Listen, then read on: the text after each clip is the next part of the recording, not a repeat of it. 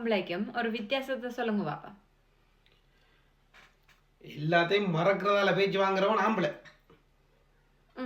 அப்ப பொம்பளை எதையுமே மறக்காம வச்சு வச்சு பேசுறவள் பொம்பளை.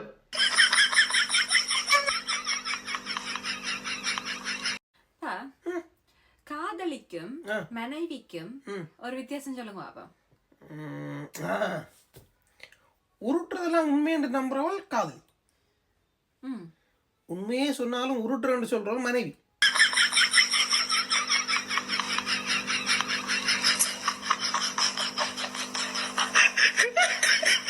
₹5000 சம்பளம் வாங்குறப்பையும் காசு பத்தலை, ₹10,000 சம்பளம் வாங்குறப்பையும் காசு பத்தலை. சரி ஒரு 20,000 வாங்குவோம் அப்படின்னு பார்த்தா அப்பயுமே கொஞ்சம் காசு பத்தாமல் தான் இருந்துச்சு. குடும்ப பஞ்சாயத்து. ஒரு 50,000 சம்பளம் வாங்கினோன்னா அப்பயுமே பஞ்சாயத்து காசு பத்தலை. இப்போ ₹1,00,000 சம்பளம் வாங்குகிறோம் அப்படின்னா அப்பயுமே காசு பத்தாது. ஒரு ₹2,00,000 வாங்குகிறோமா அப்பயும் காசு பத்தாது. ஒரு ₹10,00,000 வாங்குகிறோமா அப்பயுமே காசு பத்தாது. இது வந்துட்டு என்ன பஞ்சாயத்து என்ன ஒரு நிலைமைன்னே தெரிய மாட்டேங்குது. எவ்வளோ காசு வாங்கினாலும் காசு பத்தைய மாட்டேங்குது. ஏதாவது ஒரு பஞ்சாயத்து வந்துக்கிட்டே இருக்குது. இங்கே எடுத்து இங்கே போடணும், அங்கே எடுத்து அங்கே போடணும், ஏதாவது சொல்லிக்கிட்டே தான் இருக்கிறானுங்க. இது என்ன தான் தீர்வு அப்படின்னு சொல்லி ரொம்ப யோசித்து பார்த்தா ஒன்றுமே விடை தெரிய மாட்டேங்குது. உங்களுக்கு தெரிஞ்சால் விடையை சொல்லுங்கள். நன்றி, வணக்கம். வெளுத்து விடுவேன்.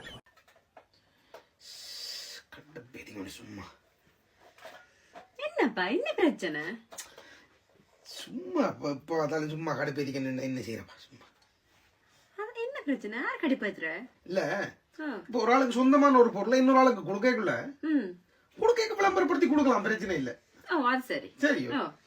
அதுக்கு பிறகு அந்த பொருளை வச்சிருக்கால் தானே அதை பற்றி சொல்லணும். அதை விட்டு போட்டு பொருளை கொடுத்துட்டு பிறகு திருப்பி அந்த பொருளை எடுத்து விளம்பரப்படுத்தி கொண்டு அந்த பொருள் அப்படி அது இப்படி இது இப்படின்னு சொல்லிக்கொண்டே இருந்தால் அது என்ன விசரல? அது சரிதானே. அதானே அதானப்பா அந்த புழுகன். வேற யாரும் அப்பா என்னது பின்ன என்ன பாப்பா? உங்களே எனக்கு கல்யாணம் முடித்து தெரியல. சரி சொன்னாரு பரவாயில்ல, இப்ப என் மகள் அப்படி இப்படி அது ஓகே. அதுக்கு பிறகு எப்ப பார்த்தாலும் போன் அடிச்சு எந்த மகள் அப்படி எந்த மகள் இப்படி எந்த மகள் அப்படின்னா கடுப்பாமா? என்ன தும்பு தடியை தூக்கி மேசைக்கு மேல வச்சிருக்கீங்க? ஒவ்வொரு தடவும் உங்களோட சண்டை பிடிக்க எனக்கு குனிஞ்சு குனிஞ்சு எடுத்து கொண்டு இருக்கேல. இப்படி வச்சா எனக்கு ஈஸி. இங்கே வெளியில எனக்கு தலை காட்டையிலாம அசிங்கமா கிடக்கு. போறவன் வாரவன் எல்லாம் என்ன கேள்வி கேட்கிறான். என்ன பின்ன சண்டை பிடிக்கக்குள்ள ஏன் அந்த கத்து கத்துறீங்க? அடி கேட்க நோகும். வாழட்டு கத்தினா எல்லாரும் கேட்பானுங்கல்ல. எனக்கு எவ்வளவு அவமானம் தெரியுமா இது? சிக். Hello hello, ambulance service? Oh madam, ambulance service கேண்ட கொஞ்சம் தமிழ்ல நினைக்கிறீங்களா?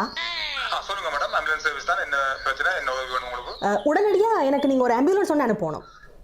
எதுக்கு மேடம், என்ன பிரச்சனை? எங்க? இங்க எங்க வீட்டுல தான். சரி. நான் டீ குடிச்சு கொண்டு இருந்தேன். நான் சரி. டீ வந்து இந்த ட்ரெஸ்ல கொட்டுப்பட்டுட்டு. இது ஒரு சின்ன பிரச்சனை மேடம். டீ கொட்டுப்படுற அப்படின்றது ஒரு சின்ன பிரச்சனை. இதுக்கு ஆம்புலன்ஸ் சர்வீஸ் தேவையில்லையே. டீ கொட்டுப்படுறது சின்ன பிரச்சனை தான். ஆனா டீ கொட்டுப்படும் போது என் ஹஸ்பண்ட் பார்த்து சிரிச்சிட்டேன். ஓகே மேடம், இது உண்மையிலே சீரியஸான ஒரு கேஸ் தான். உடனே ஆம்புலன்ஸ் அனுப்புறோம். வாழ்க்கையில் நீங்கள் நிம்மதியாக சந்தோஷமாக இருக்கணும்டா நோ சொல்லி பழகுங்க. நோ சொல்கிறது லைஃப்பில் ரொம்ப முக்கியம். உங்களுக்கு ஒரு விஷயம் பிடிக்கலைண்டா, இல்லாட்டிக்கு ஒரு விஷயம் உங்களுக்கு செட் ஆகலைண்டா, ஜஸ்ட் சே நோ. அது யார்கிட்ட வேணா இருக்கலாம். உங்கள் அம்மாவாக இருக்கலாம், அப்பாவாக இருக்கலாம், உங்கள் ஃப்ரெண்ட்ஸாக இருக்கலாம், உங்கள் மனைவியாக கூட இருக்கலாம். உங்களுக்கு பிடிக்கலண்டா ஜஸ்ட் சே நோ. இங்கே உங்களோட ஃபோன் இருக்க தாங்க. என் ஃபோன் ஆஃபாக போயிட்டு அம்மாவுக்கு இருக்கா கால் அடிக்கணும் தாங்க. நோ. என்ன சொன்னீங்க இப்போ? இல்லை, no. No means no problem. No problem. நாங்க அது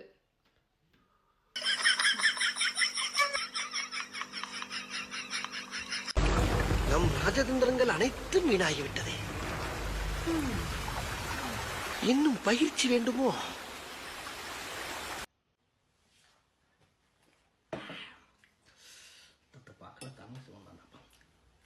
அருண் லஞ்ச் போடவா? என்னப்பா இன்னைக்கு நீங்களே போட்டு சாப்பிடுறீங்க? ஓ, உனக்கு என் தொந்தரவு விடுப்பான் நான் விடு. அதுக்கு என்னப்பா ரைஸ் சிக்கனோட பால் குடிக்கிறீங்க? பால் நல்ல மாண்டி, பால்ல கல்சியம் இருக்கா, நல்ல மாம். என்ன பிரச்சனை போடுங்க, சாப்பிட விடுது என்ன வந்து மிச்ச பால் உள்ள வைக்க வேணாம் வேணாம், நானே எல்லாம் பாத்துக்கிறோம். நீ இப்போ அந்த பிக் பாஸ் வைக்க ஓடி போடு. அப்ப நான் பிக் பாஸ் பார்க்கறேன், நீங்க சாப்பிடுங்க. Okay okay okay. ஆச்சர் பண்ணிக்கிட்டு இருப்பாங்க. அப்பா கொஞ்சம் சிக்கன் கறி போடவா? தேவையில்லடி, நான் பண்ணிக்கொள்ள வேண்டி நான் வந்து நிம்மதி அடிக்க விடுறானாப்பா. கள்ளமாவே அடிக்க விடுறேன். எதை வேணுமெண்டா கூப்பிடு. சாணியை பிடிக்கும்.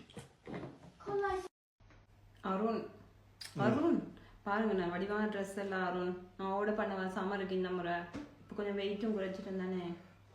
அனிதா, உனக்கு ஏது நியாயமா இருக்காடி? அந்த உடுப்பை ஒழுங்கா ஒத்துப்பார், உனக்கு அது பொருந்துமா? எல்லாம் சொல்லுவோம் பொருந்துமான்னு வந்து என்ன அருண், ஒரு வருஷமா கஷ்டப்பட்டு டயட் இருந்து எக்ஸசைஸ் செய்து கொஞ்சம் வெயிட்டை குறைச்சி வச்சுட்டு இப்போ இப்படி சொல்றீங்க இந்த சம்மருக்கு? அடியே, நீயும் கடைசி ஒரு வருஷமா ட்ரை பண்ற, உடம்பை குறைக்க தான் ட்ரை பண்ற. அந்த மெஷின் எல்லாம் கிட்ட வாங்கி போட்டுட்டுற, ஏதாவது செய்யறியா? அங்க ட்ரெட்மில்ல வாங்கிட்டு ட்ரெட்மில்ல மேல உடுப்பு காய போட்டுருக்கேன், மேல கீழே சப்பாத்து காய வச்சிருக்கேன், ஓபி ட்ரக்ல டால் காயுது, அங்க ரோயிங் மெஷின்ல வந்து கீழே ஃபுல்லா பெக்கிரி விரிச்சு வச்சிருக்கேன் வந்து காயிறதுக்கு. என்ன அடிக்குது அது பார்த்தாடியே? உடம்பு ஃபிட் ஆகணும்னு பேர் இல்லை, உடம்பை ஃபிட் ஆகணும் மெஷின் செஞ்சு வேலை இல்லை, வாயையும் கட்டுப்படுத்தணும்.